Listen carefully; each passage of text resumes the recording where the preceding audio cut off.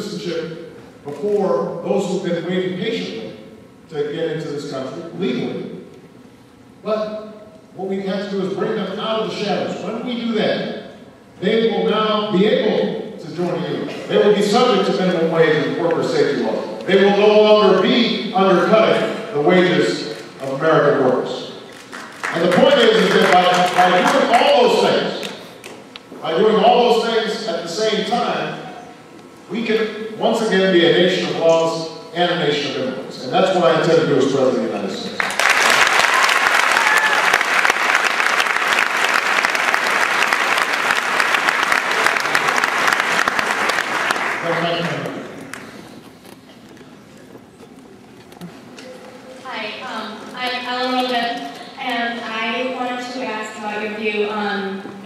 In general education, but more specifically, we're here at small liberal arts college, and I wanted to ask about your view on liberal arts education.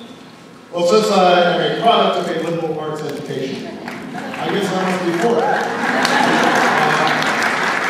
But I think, I went to, my first 2 years, I went to Occidental College, which is just a little bit larger than Cornell. I think we had like 1,600 people, although it was warmer. And it was a wonderful education. Well, there is no doubt that we have to promote man and science and those things that are going to make us more competitive on the world stage. We've fallen behind. We are falling behind. And so, I released an education package a few weeks ago, which invests $18 billion every single year in early childhood education to close the achievement gap so that all kids are ready to learn when they start school, and to take seriously the need to train an entire new generation of teachers by paying them more money, giving them more support, more professional development,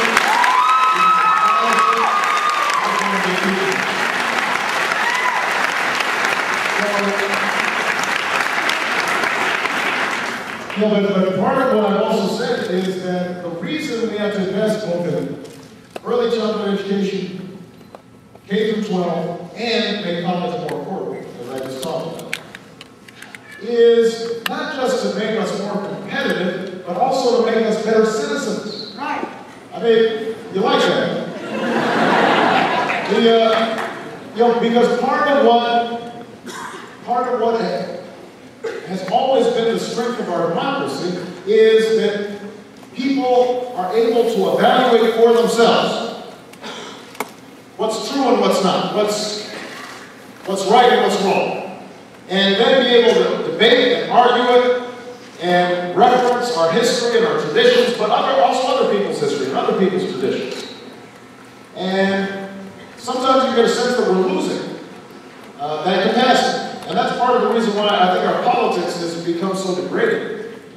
Because basically, it's just a lot of sound and fury, signifying nothing. And people argue, and they're not concerned with trying to arrive at some common agreement, at least about what the facts are, or what the truth is. But the attitude is, I've got my opinion, you've got yours, and we're just going to shout and then try to beat up the other person until into submission. And that's part of why I think we haven't solved any problems. Now, there was a wonderful story. I don't think it's apocryphal. I think it was a true story about Daniel Patrick Moynihan, senator from New York, who I'm sure Harrison knows. And he was in a debate, apparently with one of his colleagues, and Moynihan was very famous for his towering intellect and sort of his disdain for folks who weren't as smart as him. And so he was obviously winning the debate. The other guy started getting flustered, so finally the other guy just said, well, look, Patrick, you are entitled to your opinion and I'm entitled to mine. And Moynihan looked at him and he said, you are entitled to your own opinions, but you are not entitled to your own facts. Now the reason this is important is part of what you're learning in a liberal arts education is to understand the difference between opinion and fact. And to be able to sift through all the information that you're able to gather, like no people in history have been able to get. I mean, at the touch of your fingertips, you have a flood of every bit of information that's out there. And you've got to sort through it and decide what's true and what's not, what's right, what's wrong, what's better, what's worse. And that's what you're learning here. And that will make you a better citizen. And that will make you a more effective person. So, right on with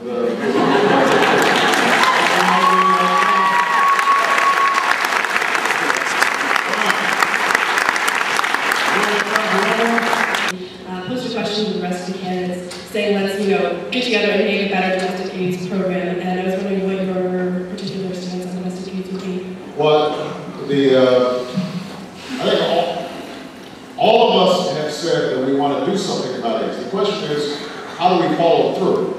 How significant is this commitment? Now, I would argue actually that the best thing that we can do for AIDS is actually to make sure that every single American has access to high-quality health care. Because if they've got good quality care, then not only will they get treated if they contract HIV/AIDS, but they can also prevent contracting AIDS in the first place. So that's why I put forward a health care plan that says every single American should have health care that is at least as good as the health care I have as a member of Congress. And we shouldn't wait 20 years from now to do it, or 10 years to do it.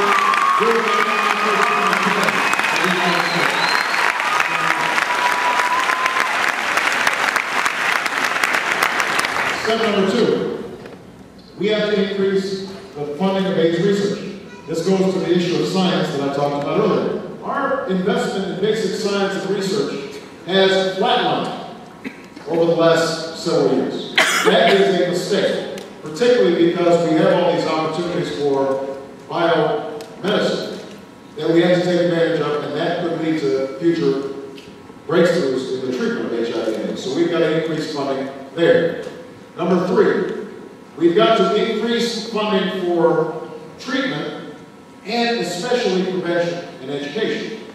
On the treatment side, it's a matter of making sure that the retrovirals and the cocktails are available to a wide range of people. But on the prevention side, we have to be a lot more focused on those populations where AIDS is skyrocketing. In the African American community, the Latino community, and by the way, most of those transmissions are through intravenous drug use, which means that we've got to look at a wide range of strategies to figure out what works in reaching those communities, and the money has to be there, and it has to be community-based. Because one of the things that we found is that oftentimes AIDS funding trickles down in, like much federal funding, often goes to those communities that are wealthier or that are advocates for themselves.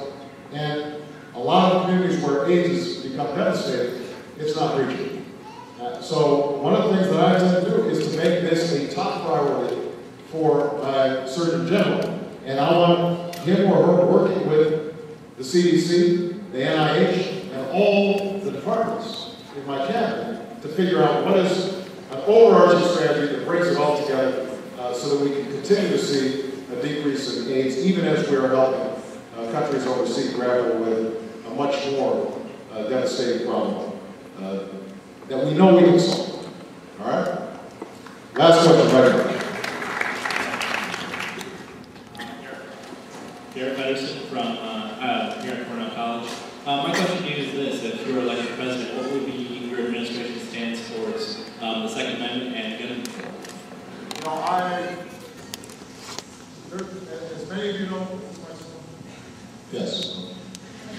As many of you know, there's a Supreme Court case that is going to be decided fairly soon about what the Second Amendment means. I taught constitutional law for 10 years, so I've got my opinion.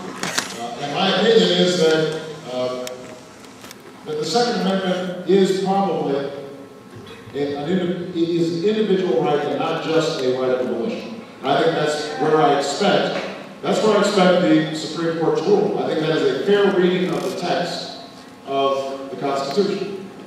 And so I respect the right of lawful gun owners to hunt, fish,